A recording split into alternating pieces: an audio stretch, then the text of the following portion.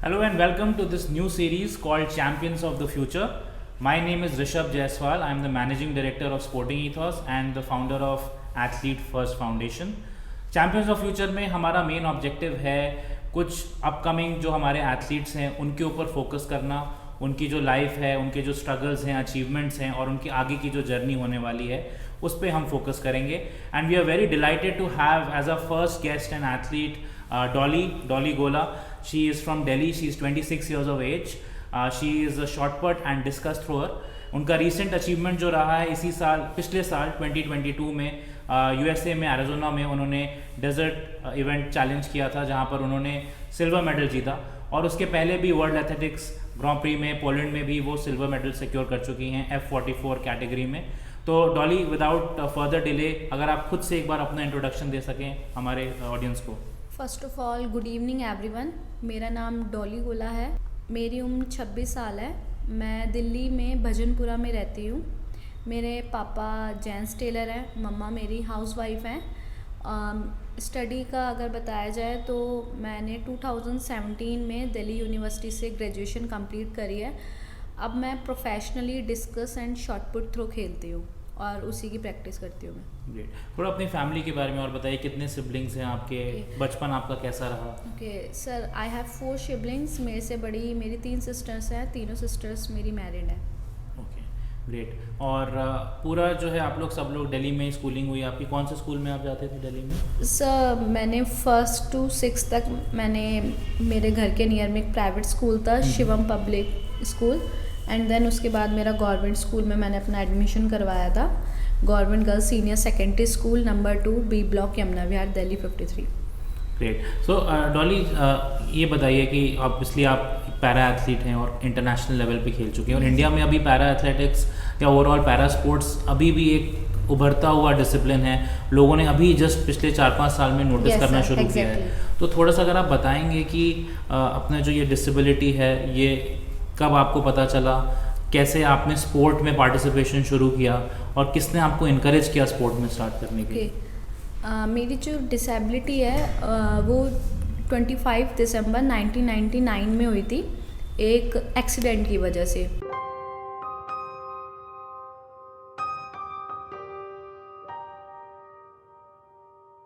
तो उसके बाद मेरे मम्मी पापा का काफ़ी स्ट्रगल रहा. उन्होंने मुझे इमोशनली, मेंटली, फिज़िकली बहुत सपोर्ट करा. मेरी मम्मा रोज़ मुझे स्कूल लेने आती थी. हाफ डे में मेरे को रोज़ फिज़ियोथेरेपिस्ट करानी. फिर उसके बाद रिज़ल्ट्स अच्छे आने लग गए. फिज़ियोथेरेपी छोड़ के फिर मैंने कैलिपर पहनना स्टार्ट करा. फिर जैसे जैसे मेरी स्कूलिंग आगे बढ़ती रही, मैं मे बी 9th या 10th स्टैंडर्ड में होंगी, स्कूल से मेरे को इवेंट्स में लेके जाने लगे, like group discussion, debate and ball throw etcetera etcetera. तो वहाँ पर मैं फ़र्स्ट आने लग गई. तो मेरे को लगा कि मैं ये चीज़ और अच्छा कर सकती हूँ कि मतलब मैं बिना किसी तैयारी के एक इवेंट में फ़र्स्ट आ रही हूँ. तो फिर वहीं से मेरा इंटरेस्ट चलता रहा. फिर ऐसे कोई अननोन पर्सन ने मेरी मम्मी को एक NGO के बारे में बताया, कोशिश फॉर स्पेशल पीपल, जो भजनपुरा में है, जिसके प्रेसिडेंट गुरमीत सिंह आज़ाद है. मेरी मम्मी उन भैया से मिली तो उन भैया ने मेरी मम्मी को गाइड किया कि आपकी जो मेरी डिसेबिलिटी है, मैं अपनी लाइफ में आगे बहुत कुछ कर सकती हूँ, गेम्स में भी, स्टडी में भी. हमारे लिए जो भी बेनिफिट्स हैं जो दिल्ली गवर्नमेंट ने बना रखे हैं उनके बारे में सारा हमें गाइड करा. तो वहीं से मुझे पैरा एथलेटिक्स के बारे में पता लगा. उस समय मैं 11th स्टैंडर्ड में होंगी जब मुझे वहाँ के बारे में पता लगा. तो जस्ट मैं ऐसे रैंडमली पता लगा कि दिल्ली स्टेट चैम्पियनशिप है. मैं ऐसे रैंडमली चली गई क्योंकि कोई प्रिपरेशन नहीं थी, कोई नॉलेज नहीं थी, कुछ पता ही नहीं था, फर्स्ट टाइम था. तो मैं ऐसी स्पोर्ट्स वियर भी नहीं था, सिर्फ स्पोर्ट शूज़ थे उस समय मेरे पास. ये प्लस पॉइंट था. मेरी मम्मी ने कहा कि तू रनिंग में कर. तो मैंने फर्स्ट टाइम 100, 200, 400 मीटर की रनिंग करी, जिसमें मैंने तीनों में ही गोल्ड मेडल लिए. वहीं से मेरा इंटरेस्ट बढ़ता चला गया. आपकी एज क्या थी इस समय? सर मेरी एज उस समय मे बी 16 या 17 होगी. हाँ जी. तो फिर वहीं से मेरा इंटरेस्ट बढ़ता चला गया. फिर मेरा नेशनल्स के लिए सिलेक्शन हो गया. फिर मेरे नेशनल में भी गोल्ड आने लग गया. फिर ऐसे चलता रहा. फिर मैंने उसके बाद गाज़ियाबाद में नेशनल्स हुए थे, मैंने वहाँ पार्टिसिपेट करा। जब तक मैं प्रैक्टिस नहीं करती थी, क्योंकि मुझे इस बारे में कुछ नॉलेज नहीं थी, मतलब किसी ने गाइड नहीं करा। जब तक कोई गाइड नहीं करता तो पता नहीं होता कि हमें आगे अपना क्या करना है स्पोर्ट्स में, कि कैसे कैसे चीज़ें स्टेप बाय स्टेप चलनी है आगे। तो मैं अपनी स्टडी कंप्लीट करती रही, 11th 12th ग्रेजुएशन कंप्लीट करती रही और साथ ही साथ पार्टिसिपेट भी करते रहे। फिर जैसे ही मेरी ग्रेजुएशन कंप्लीट हुई तो मुझे बताया कि तुम प्रैक्टिस करो इस चीज़ की, तुम और अच्छा कर सकते हो जी।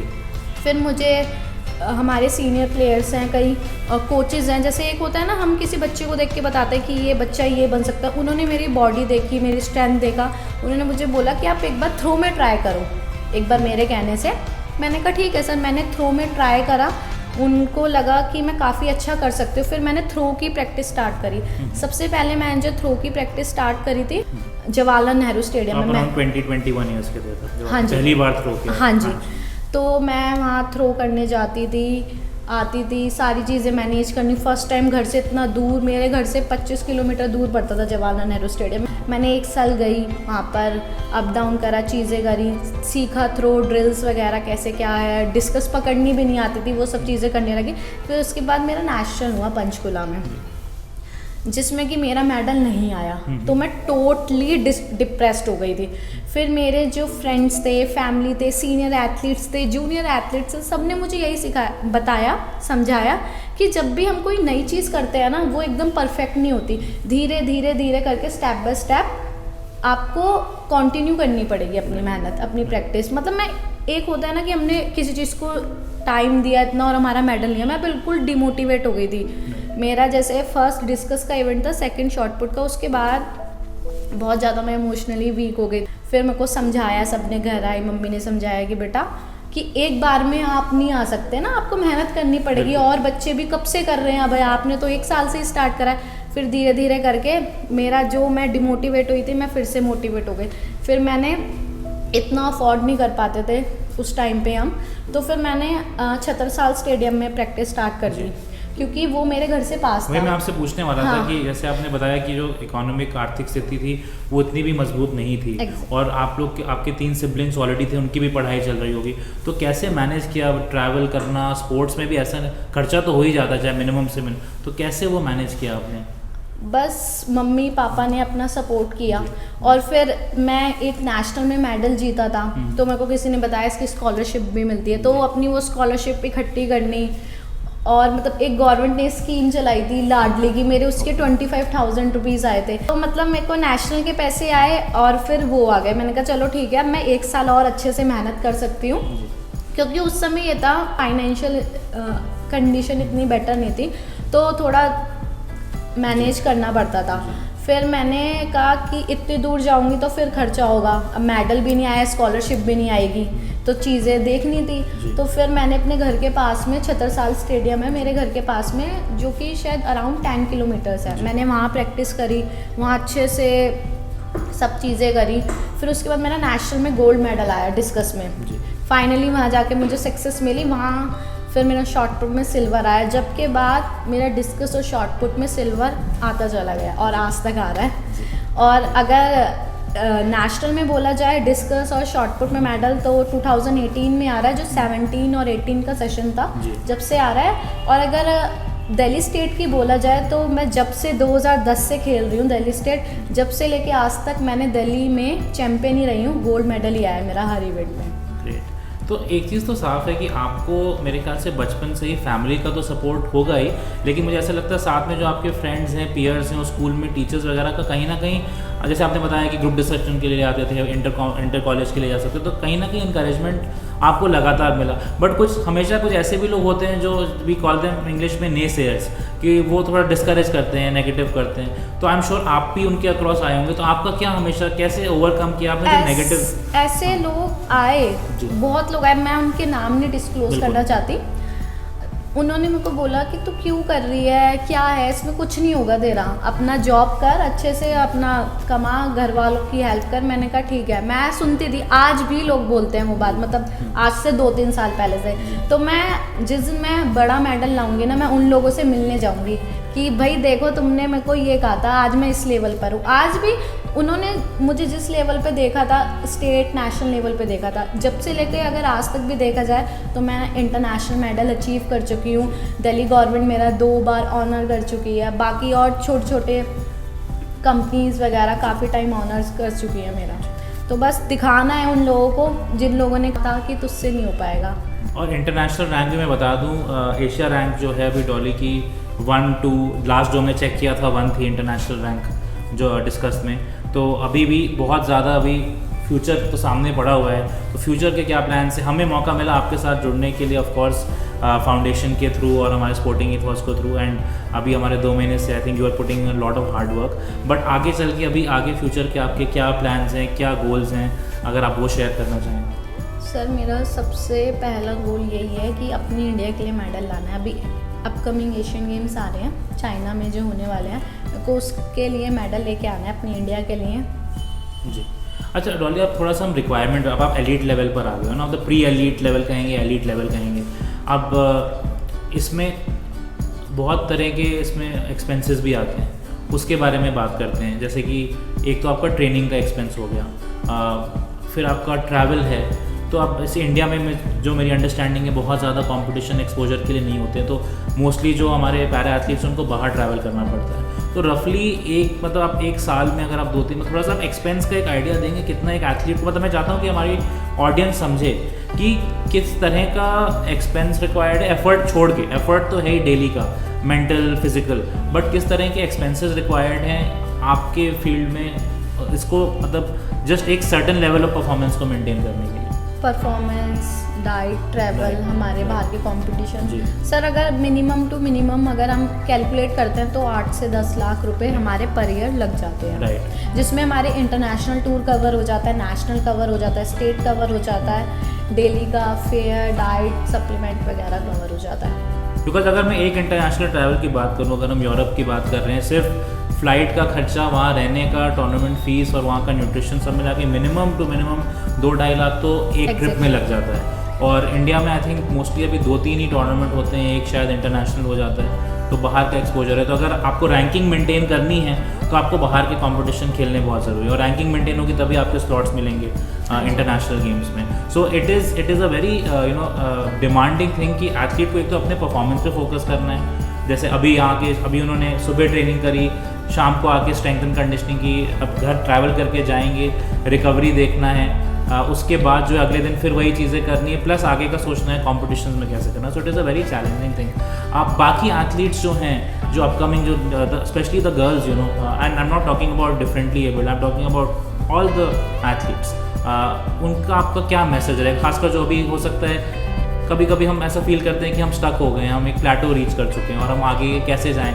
एवरी एथलीट फेसेस दैट, उनके लिए आपका क्या मैसेज होगा? यही कहना चाहूँगी उन एथलीट से कि कभी भी पीछे मुड़ के मत देखो। अगर आप आगे निकल गए हो ना, अगर आपकी फैमिली साथ है तो किसी चीज़ की कोई दिक्कत नहीं आएगी, क्योंकि फैमिली का सपोर्ट सबसे ज़्यादा ज़रूरी होता है, चाहे किसी का सपोर्ट हो या ना हो, क्योंकि हम फैमिली के साथ 24 आवर्स रहते हैं। अगर मैं ट्रेनिंग करके घर जा रही हूँ, अगर मेरी फैमिली का सपोर्ट नहीं होगा तो फिर बात नहीं बनेगी। मेरी डाइट है, अब मैं ट्रेनिंग करके घर जाऊँगी, मैं तो अपने लिए खाना कुक नहीं कर सकती।